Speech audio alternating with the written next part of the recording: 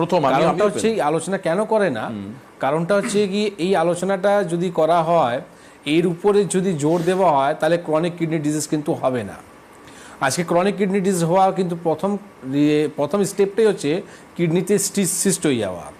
এই কিডনিতে সিস্ট দেখুন আপনি আফটার 50 যখন সোনোগ্রাফি রিপোর্টটা করবেন 50 জনের মধ্যে আপনি 30 জনে কিন্তু পাবেন যেখানে কিডনিতে সিস্ট রয়েছে। এবার কিডনিতে যে সিস্ট থাকে অনেক সময় দেখা যায় সিম্পল কর্টিক্যাল সিস্ট থাকে, সেখানে চিন্তা একটু কমে যায় মানুষের, কিন্তু যখন দেখা যায় কি সিস্টের সাইজটা কিন্তু বড় হচ্ছে তখন কিন্তু সমস্যায় আপনি পড়বেন। এবার অনেক রকম সিমটমস আছে, দেখবেন আপনার যখনই ইউরিনটা খুব বেশি হয় বা কম হয়, বা আপনি দেখবেন ঠিক কিডনি যে জায়গাটা রয়েছে কোমরে আপনার কিন্তু যন্ত্রণা হয়, বা আপনার সকালবেলা ঘুম থেকে ওঠার পর আপনার চোখে নিচে কিন্তু ফুলে যায়, পাটা কিন্তু ফুলে যায়, তখনই কিন্তু দরকার আছে একটা ভালো আপনার চিকিৎসকের। তো দেখুন কিডনিতে যে সিস্ট হয়ে যাওয়া আজকে যে আমরা টপিকটা নিয়েছি, কারণটা হচ্ছে কি এখান থেকে আমরা মনে হয় এই যে ডায়ালিসিস হওয়ার সমস্যাটা বা কিডনির সমস্যা আসাটা প্রথম কিন্তু কারণটা উপরে যদি আমরা জোর দিই তাহলে কিন্তু মানুষ কিডনি খারাপ হতে যায় না। তো আমি প্রথম আসবো কি দেখুন সিস্টে যে কথাটা বলি না, যেরকম আজকে সোনোগ্রাফি রিপোর্ট করার পর 100 জনের মধ্যে 8 জনে দেখবেন কমন থাকে কি ফ্যাটি লিভার।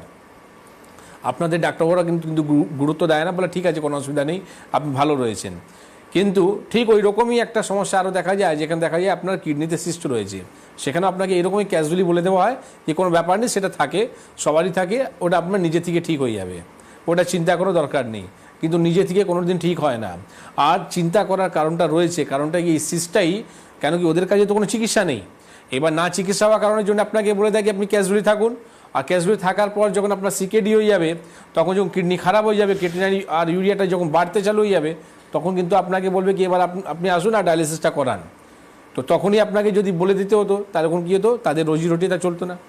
তো এই যে সিস্টটা হচ্ছে কীরকম একটা ফুসকুড়ি, মানে আপনি বলতে পারেন কি দেখবেন আমাদের মুখে উপরেও অনেক সময় দেখা যায় ফুসকুড়ি হয়ে যায় যেখানে আমাদের ওর মধ্যে জল ভরে যায়, ঠিক ওই রকমই সিস্টের উপরে যে ফুসকুড়িটা হয়ে যায় অনেক সময় দেখা যায় সেখান থেকে আপনার সিম্পল কর্টিক্যাল সিস্ট থাকে, আপনার জল জমে যায়, সেখান থেকে কোনো ভয় পাওয়ার চান্সেসটা কম থাকে। কিন্তু যদি সিস্টটা কিন্তু সাইজটা ডে বাই ডে যদি বাড়তে থাকে তখন কিন্তু কি হয় আমাদের কিডনি ফেলিয়ার হওয়ার প্রথম কারণ হয়ে যায় এইটা। এবার এই সিস্টটা হয় কেন, সিস্টটা হওয়ার কারণটা হচ্ছে কি আমাদের ডিউ টু লাইফস্টাইল।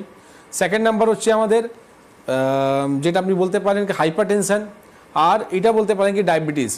যে রোগীদের প্রেশারের সমস্যা রয়েছে, প্রেশারের ওষুধ খাচ্ছে বা সুগারের ওষুধ খাচ্ছে, সুগারের সমস্যা রয়েছে, তাদের কিন্তু দেখা যায় এই সমস্যাটা খুব বেশি হয়। বা কিডনিতে পাথর যদি হয়ে থাকে তাহলেও কিন্তু কিডনিতে সিস্ট হওয়ার চান্সেসটা কিন্তু বেড়ে যায়। তো এর জন্য আমি আপনাকে বলবো কি যখনই আপনি দেখতে পাচ্ছেন কি আমার কিডনিতে সিস্ট রয়েছে তখনই কিন্তু দরকার আছে প্রিকশন নেওয়া, আর এই প্রিকশনটা নিলে আপনার কিন্তু কিডনিটা খারাপ হবে না। যেটা আমরা প্রোগ্রাম স্টার্ট করার আগে দেবাশিস একটা খুব ভালো সুন্দর কথা বললেন কি আমরা রোগের অপেক্ষা করব কেন, তার আগেই কিন্তু ঠিক হয়ে যাব। তো ঠিক ওই রকমই আজকে টপিকটাও আছে কি আমরা কিডনির সমস্যা যাতে না হয়, যখনই আপনার সমস্যাটা দেখা যাচ্ছে কিডনিতে সিস্ট রয়েছে তখনই কিন্তু অ্যালার্ট হয়ে আপনি তার চিন্তা ভাবনা করুন, বা আমার প্রোগ্রামটা যদি আসি লাস্ট অবধি দেখেন তো আমি আপনাকে বলবো কি করলে এই সিস্ট থেকে সমস্যা থেকে আপনি বেরোতে পারেন। একদম, এটাই খুব